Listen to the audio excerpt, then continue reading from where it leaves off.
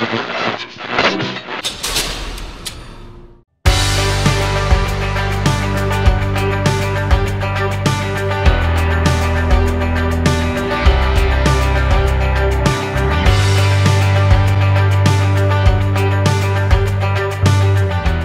a pánové, já vás vítám u dalšího videa po stopách Kingdom a vítejte v Sázavě. Já jsem na cestách docela dlouho a ještě jsem si to ani pořádně neuložil. A sakra, hele! Sejvovička, no jasně, sejvovice je tady.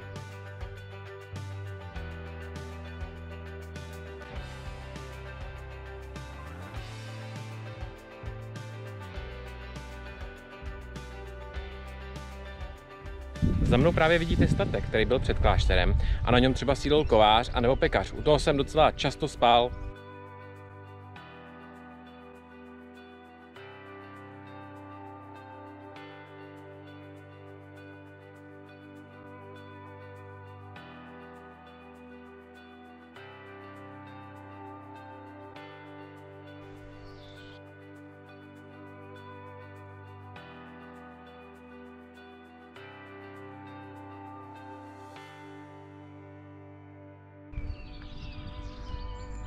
No, napadlo mě do kláštera vstoupit, jako Jindra.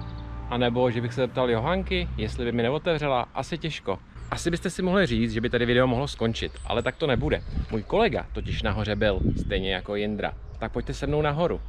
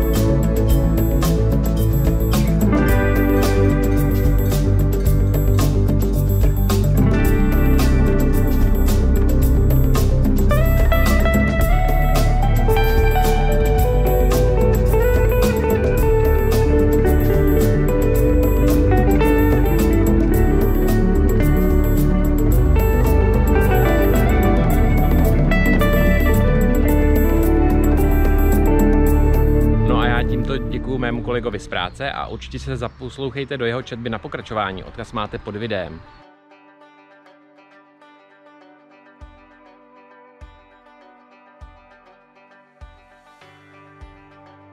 Sázavský klášter je považován za středisko slovanské vzdělanosti. A Bene, já jsem se toho ve hře tady taky docela dost naučil.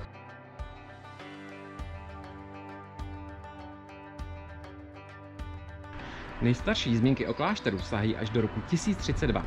U jeho zrodu stáli kníže Oldřich, pražský biskup Šebíř a tehdy ještě poustovník Prokop. Kolem něhož se zde tvořila skupina následovníků již asi od roku 1009.